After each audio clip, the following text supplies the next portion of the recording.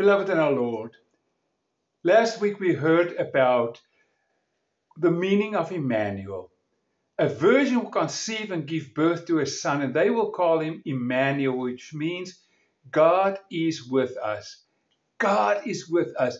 The eternal God, the creator of the universe, is with us. Incredible privilege. Come, let us pray. Lord, thank you for your grace. Thank you that you want to draw close to us. Help us to draw close to you and find the refuge that only you can give. In Jesus' name, amen.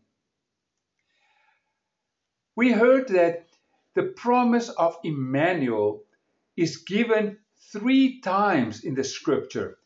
Firstly, we looked last week to King Ahaz, now also to the people of Judah, and then to us in the New Testament in the person of Christ. Firstly, we looked at the promise of Emmanuel to Ahaz, who was a very godless king.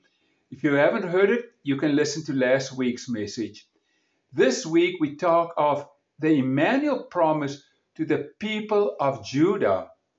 After Isaiah gave the promise to Ahaz and he rejected it, the very next chapter we hear that he turns to the masses of the people of Judah, and as a master communicator, he takes a large scroll, one of the very first. They didn't have overhead projectors and stuff like we have today, but he took a large scroll and he writes the words in bold, Maher Shalal Hashbaz. What does that mean? Speed the spoil, hasten the booty.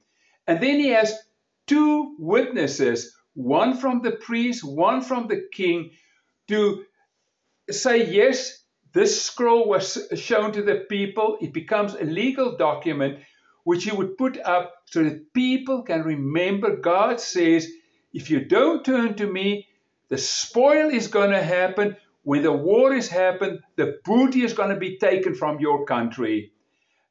This curse is going to continue if they continue in their sin. And then to firm things even further up, Isaiah and his wife conceived a son, and they named him Speed the Spoil, Hasten the Booty, the same message. And you can just think of as the boy grew up and they would say that name, they will call him Speed the Spoil, Hasten the Booty, come here. People will remember that if they turn to the Lord, they will have an incredible benefit.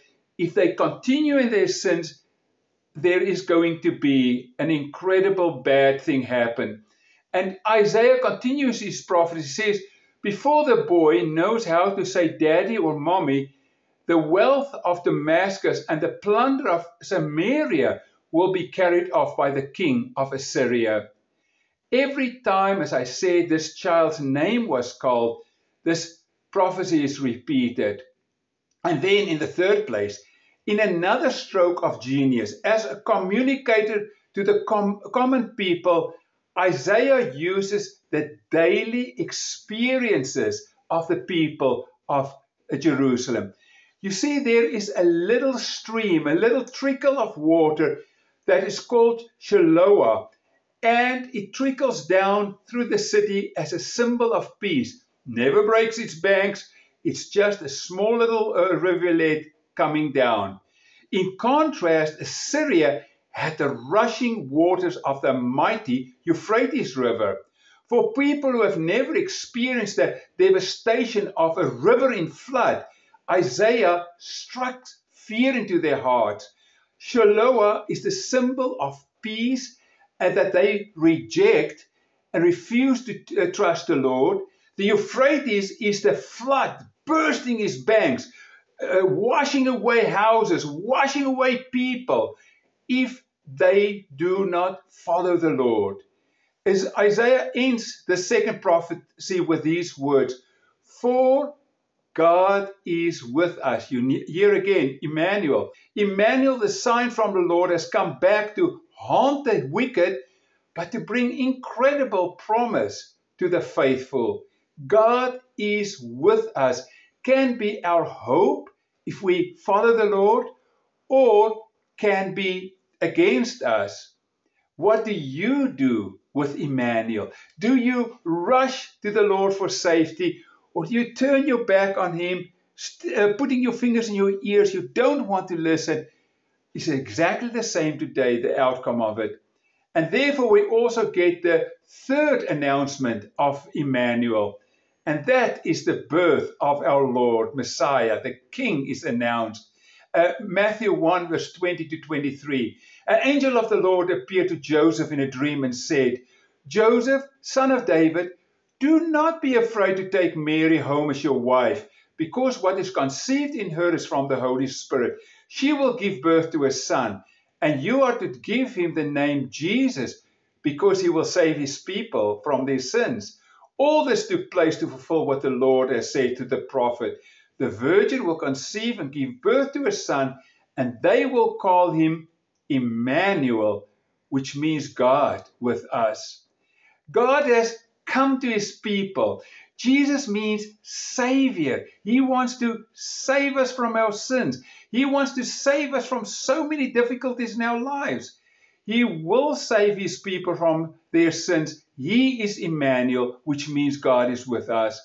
Joseph received the assurance that this child conceived in Mary's womb is indeed God. He is God manifested in the flesh, says 1 Timothy 3:16. In him all the fullness of the Godhead dwells bodily, says Colossians 2:9. In Emmanuel, God himself has come to dwell with us, and the Word became flesh and dwelt among us, and we beheld his glory, a glory of the only begotten of the Father, full of grace and truth.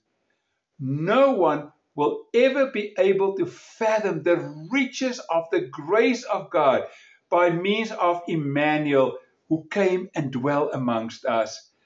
Matthew shows that Jesus came to dwell with the sick to heal them, with the demon-possessed to liberate them, with the poor in spirit to bless them, with the care-ridden to rid them of their care, with the critical to warn them, with the lepers to cleanse them, with the diseased to cure them, with the handicapped to restore them, with the lost to seek and to save. Our world is falling more and more and more into chaos.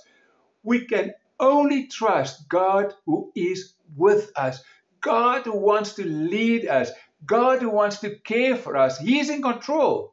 He entered into our sin-polluted atmosphere without being tainted by sin. He took upon himself our guilt, bore our griefs, and carried our sorrows. He was wounded for our transgressions and bruised for our iniquities. He went to heaven to prepare a place for us. He will come again to take us not only to heaven, but to draw us to himself.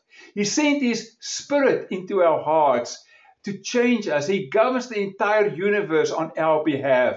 He lives forever to make intercession for us. He became poor that through his poverty we may become rich. This is God's grace.